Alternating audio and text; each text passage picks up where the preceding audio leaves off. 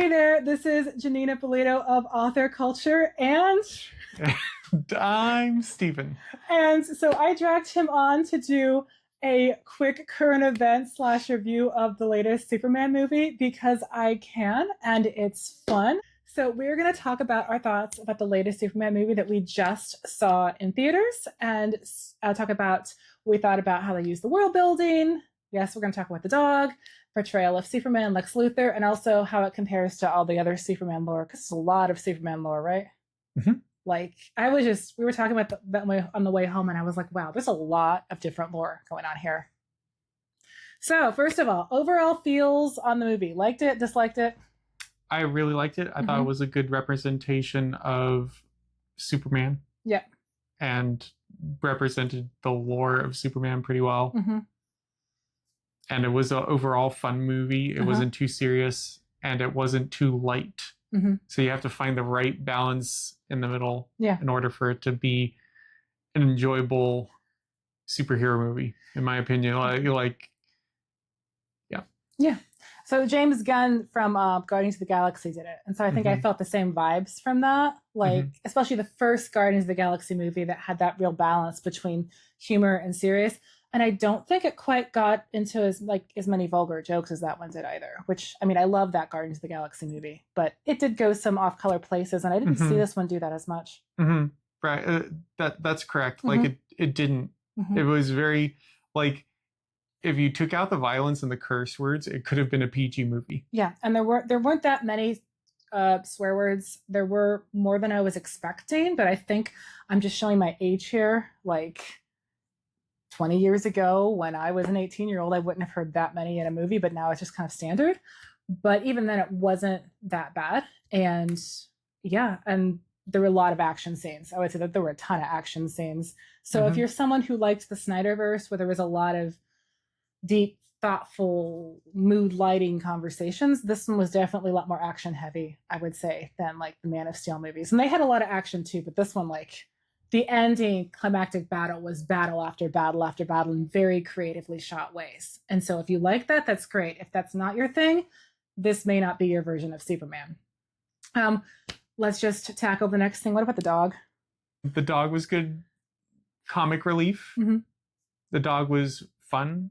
I like dogs. I like Crypto. And I think that's a unique thing about the dog is, like, yeah, it's accurate to lore. It was in the comic books, it was in the TV shows and all those other things. And it's like, okay, how can we include the dog in the movie without making it feel like it is the ongoing running gag that is needed? Yeah.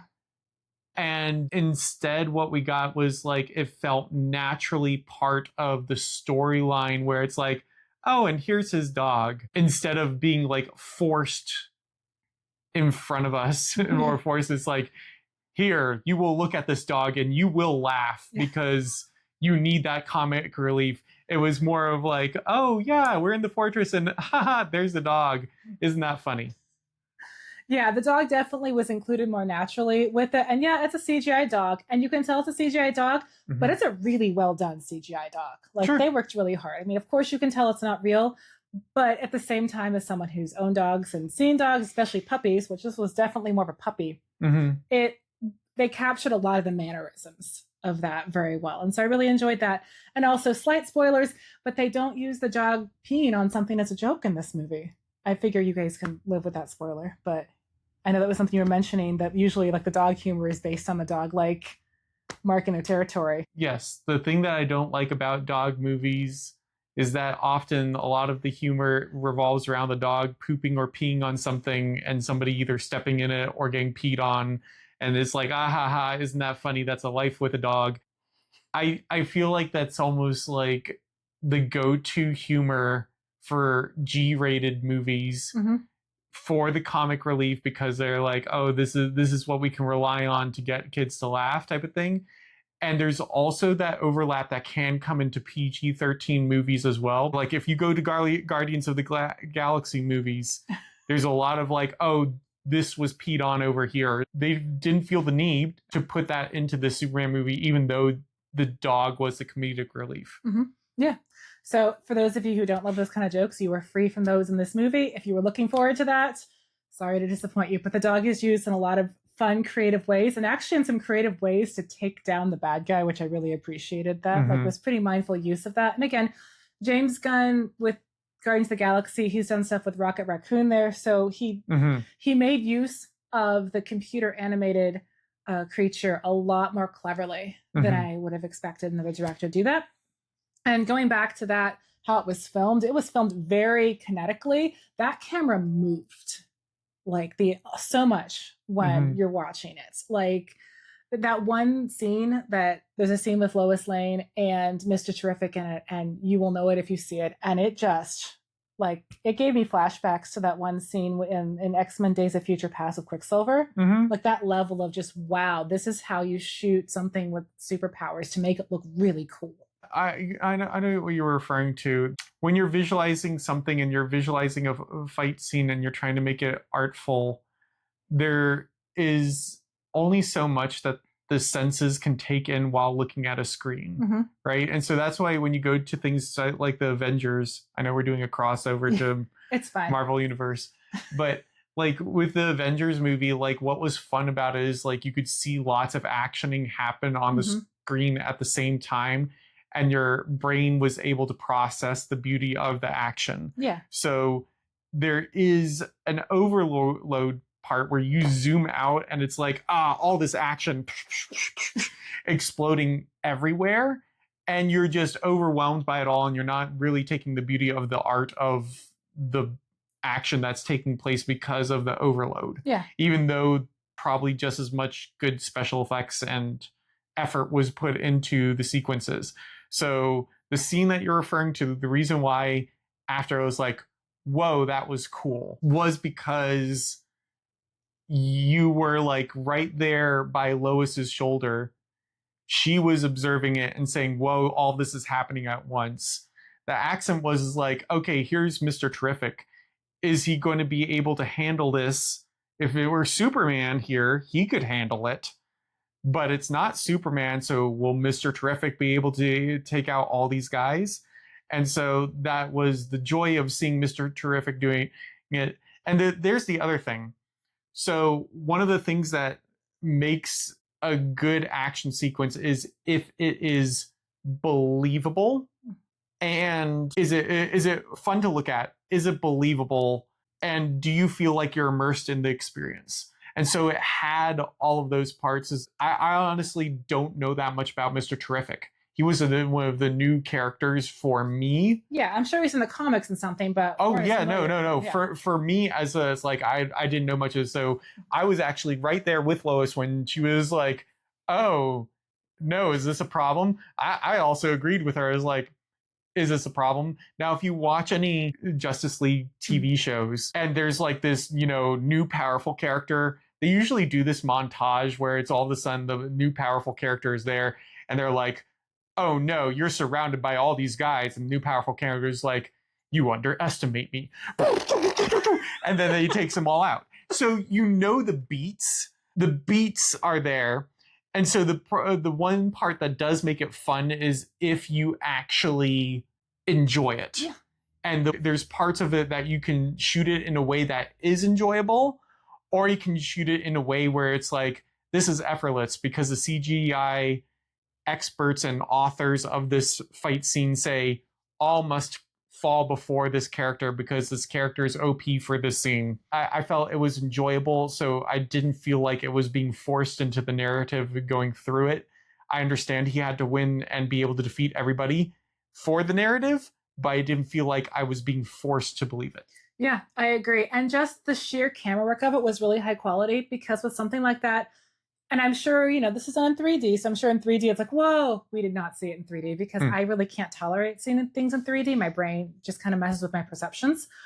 But even just seeing it in like the regular movie, it was really stunning the way they balanced how the camera swung around her. And I'm sure some of it was also doctored up using computers and such. But as you mentioned, the idea that we are experiencing this with her through her eyes, and it's someone who is using technology in really creative ways versus, someone who's just going to punch people out. You expect that's going to happen, but, something where he animated the technology in a certain way, I kind of It reminded me again of Guardians of the Galaxy with the arrow. Like you could tell again with Yondu's arrow and Guardians of the Galaxy. When I was watching this, I'm like, this is just like the natural next step. So if you like that scene in Guardians of the Galaxy where Yondu's arrow just like goes everywhere, it was like that, only like taken up way more levels and with different kinds of cinematography around it that was really fun. And yeah, so that was definitely like a scene where I'm like, wow, this is something visually that is going to stick with me and be inspiring. And I think the movie as a whole was definitely, we've seen a lot where movies are shot like comic books. You know, they use the angles, give it away. Like, especially if you're someone like us, we've watched a lot of comic book TV shows, we've read the comics, the angles really show, you could screenshot right there and it would look like a comic book. But in this case, it looks like a cartoon. And I mean that in a positive way. Like if you've seen those 2-hour cartoon movies that are really, you know, kids can watch them, but also they have a lot of like subtext for adults and such. It's shot like one of those animated movies of like Batman or Superman, except that of course it's live action.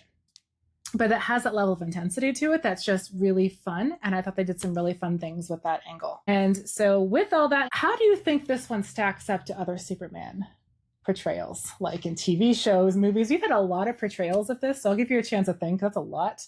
But we're talking about like there's George Reeves, there's Christopher Reeves, there's Lois and Clark, The New Adventures of Superman, which I still maintain has one of the best ongoing portrayals of Clark Kent. You can argue whether or not he's a very charismatic Superman, but that show is more focused on being Clark Kent.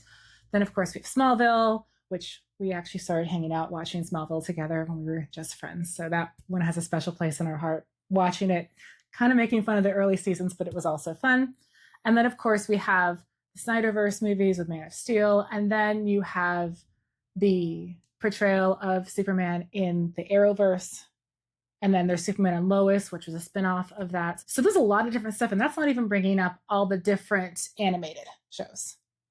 So how does this stack up there? You don't have to give me anything exact, but like where relatively you're like, well, it's ahead of this thing, but definitely behind this thing. It's really high up there for me. I guess without a lot of thought as to the why, it's more the gut instinct of the likability of Superman. Like, because the character is very much value driven, saving people is the right thing to do. Yeah. And that's my purpose here. That is like core drive of Superman and his actions. Like if you go back to the radio dramas, which I actually liked listening to the radio dramas, there is this thing where the reason why you like a Superman is because like a part of you wants it to be like, wow, if I had superpowers and I was going to make right choices, I would want to be doing what this Superman is doing. And so there's a lot of it where you say, is this one more authentically like Superman or not? I don't think that's a fair question. Because he is alien, there's a lot of more of like wishful projection on him because he doesn't have something where, if you look at a Spider-Man character, because of the Spider-Man character's background and the experiences and all these other things kind of shape who Spider-Man is. As like, oh, he's known for the quips that he says. He's always witty and has fun sarcasm, but he's a teenager, so he has this angst and this love triangle stuff. Like, there's things where you say, definitely these are things which define a good Spider-Man character, no matter the ethnicity, what multiverse they're from. Most of the time, like, there's things that would say, oh yeah, that's what Spider-Man is like. For Superman, it's more of like the core value of like, I will save people. I must save people. And I'm here and that is my purpose here. And that's pretty much the core of his character. Yeah. And so I really liked that they let that shine in this movie. Yeah. I found him likable, but also the world building around him, because it was like the cartoon, was also likable and enjoyable. So was there peril? Yes, there was a good amount of peril. Was there questions of what is the right way to go about this? You know, the question of morality, what's right and wrong, that was brought into the discussion, but it wasn't a slam in your face punch of this is what the movie is about and you better agree with us by the end of the movie, which some can go in that direction. was there the lighthearted fun where he felt like a real person that you could say, wow, I can relate to that, as like, that's why you have the mom and dad, the adopted mom and dad, the dog, there was just all these parts of it. I want to say too, that was one good use of the dog. I've seen a lot of Superman because I grew up comic book geek, comic book family, but he was never my absolute favorite to start with, because sometimes, you know, he's Superman. He always does the right thing. He always does the good thing and that kind of thing. So I always love portrayals that show a bit more of the humanity as well. I think that's why I always liked Lois and Clark, The New Adventures of Superman, because it showed that humanity aspect. And Smallville did too. He was also Superman as a dumb teenager then. So sometimes you were like, oh, dude, come on. Like, no, let's not do this. Hormones just aren't working with you right now. But I liked that vulnerability. And that's why I love the dog interactions, because he cannot control this dog. And it just felt so relatable. Yes, he's Superman. And yes, in some ways you're like, wow, I wish I could be the person that would just, you know, fly right into the monster's mouth to punch it. Like, I don't even, that's pretty gross. Even if I could survive it, that's really disgusting. And he just keeps putting himself in these really hard situations. But I can relate to someone who can't get a dog to listen to them, or I can relate to someone who has those kind of difficulties, or even the fact that, again, he always has that issue of the media painting him certain ways. And he's like, I'm just trying to do the right thing. And I feel like no one's getting it. And the world is complicated. And, you know, there's all these politics and governments. And so just trying to do the right thing is suddenly harder. And it's frustrating. And so those things made him relatable and brought up that humanity, along with the aspect of he's still Superman and he's still going to do the right thing and he's still going to try to save the squirrels. Yeah, no, I was thinking about that too. The core of what is Superman is like the one who will try to save everybody. Everybody. Yes. The squirrel. I loved that moment. That was it's like, okay. By the way, it was a CGI squirrel. No actual squirrels were put into peril in this movie, but still. That was just really refreshing, and they told it in such a fun way. That, again, part of the way you write a character like Superman is you surround him with people who are a little more morally gray. And so I liked how Lois Lane, especially with this one, where she just kept asking question after question. He's like, but it should be easy. And she's like, but it's not. And it frustrated him, but it really let them foil each other's characters really well and brought in really authentic conflict where she's just so cynical. And that's always been a thing where she was cynical and he's not. But I thought that came in really well here as well. Like, they didn't shy away from that. And could they have done more? Were there more scenes? Yes, there were absolutely more scenes cut. There were some moments where I'm like, wow, that was cut really fast. Like, that definitely went on more. Like, there's definitely an extended edition out there somewhere with this, because, you know, there's definitely scenes where you felt that it was just cut short. But also, I thought it did what it needed to do. And that was enough.